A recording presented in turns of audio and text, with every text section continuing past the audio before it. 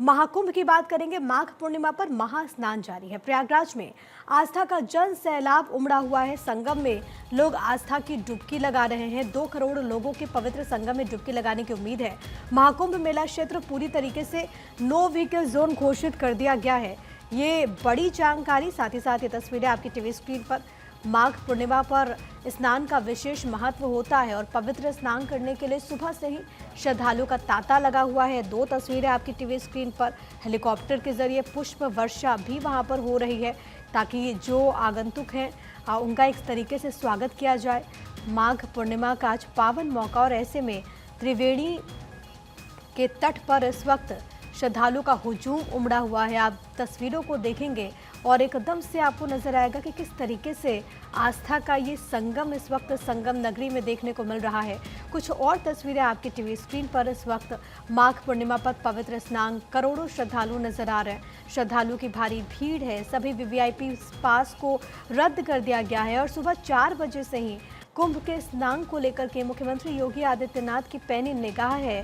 प्रयागराज को no vehicle zone घोषित कर दिया गया है। ये दरअसल जो मेला क्षेत्र है उसके लिए फैसला लिया गया है, तो व्यवस्थाओं को यहाँ पर परिवर्तित भी किया गया है क्योंकि करोड़ों श्रद्धालु यहाँ पर पहुँच रहे हैं। और सबसे बड़ी बात है, अभी तक अगर आप देखेंगे इन आंकड़ों को तो 45 करोड़ से अधिक श्रद्धालुओं ने संगम में डुबकी लगा ली है। यह आंकड़ा इसीलिए महत्वपूर्ण है क्योंकि भारत और चीन को छोड़कर किसी भी देश की इतनी आबादी नहीं है। तो आप सोचिए कि प्रयागराज में एक शहर में इतनी बड़ी संख्या में श्रद्धालु अभी तक पहुंच चुके हैं और ये सिलसिला अनवरत जारी है क्योंकि 26 फरवरी तक महाकुंभ का आयोजन हो रहा है। और ऐसे में आज माघ पूर्णिमा को लेकर के ये तस्वीर आपको दिखाते हुए सीधे आपको ले चलते हैं प्रयागराज तीर्थ नगरी। मेरे साथ मेरे सहयोगी पंकज पांडे इस वक्त मौजूद हैं। और पंकज, सुबह से ही बहुत अलौकिक और अद्भुत तस्वीरें सामने आ रही है। दिव्य और भव्य महाकुंभ की तस्वीरें अपने दर्शकों को हम दिखा रहे हैं। इस वक्त वहां पर किस तरीके का नजारा है?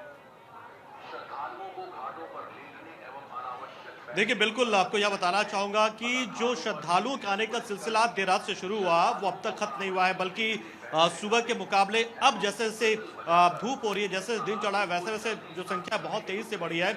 और 10 बजे तक आंकड़ा, यकीन मानिए 10 बजे तक के अगर आंकड़ों की बात करें तो 1 करोड़ 20 लाख श्रद्धालु अब तक संगम में स्नान कर चुके माघ पूर्णिमा के मौके पर और 10 लाख कल्पवासी तो स्नान कर ही रहे थे। तो ऐसे में 1 करोड़ 30 लाख के आसपास संख्या पहुंच गई। और पूरे आंकड़े की बात करें अभी तक के जो संगम स्नान करने वाले लोगों की वो 40 करोड़ को पार कर चुका है। तो आप अंदाजा इसी बात से लगा सकते हैं कि महाकुंभ के इस पावन अवसर पर जिस तरीके से लोग पहुंच रहे हैं और इस महाकुंभ में भी माघ पूर्णिमा पर जो स्नान करने का महत्व होता है, जो इस दौरान कहा जाता है कि आप मोक्ष की प्राप्ति आपको हो जाती है, पितृदोष से आपको मुक्ति मिल जाती है। तो लोग पहुंच रहे हैं, बड़ी संख्या में पहुंच रहे हैं।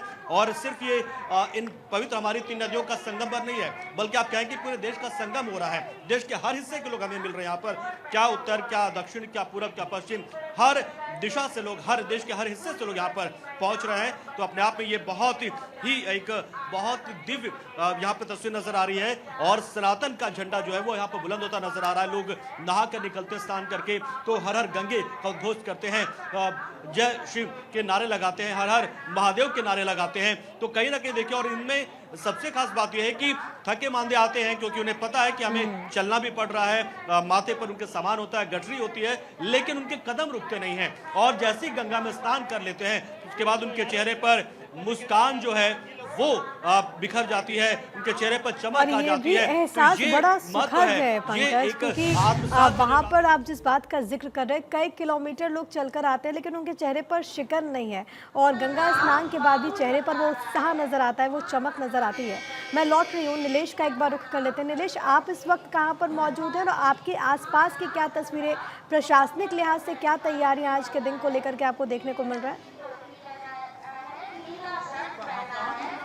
देखिए, बिल्कुल पूरे मेला क्षेत्र में नो व्हीकल जोन घोषित किया गया है। किसी भी गाड़ी को चलने की अनुमति नहीं होगी, सिवाय जो इमरजेंसी कार्यों में लगाई गई गाड़ियां हैं, चाहे वो एम्बुलेंस हो या फिर कूड़ा उठाने वाली गाड़ियां हों, उन्हीं को मेला क्षेत्र में चलने की अनुमति है। क्योंकि जितनी ज़्यादा साफ सफाई रहेगी उतनी ही आसानी से श्रद्धालु स्नान कर पाएंगे। इस समय मेरी उपस्थिति वापसी मार्ग पर है और तस्वीरें आप देखिए कि कितनी ज़्यादा संख्या में जो श्रद्धालु हैं वो आस्था की डुबकी लगाने के बाद अपने अपने गंतव्य के लिए निकल रहे हैं। अभी तक के अगर हम आंकड़े को देखें तो 1.5 करोड़ के पार ये आंकड़ा पहुंच गया है।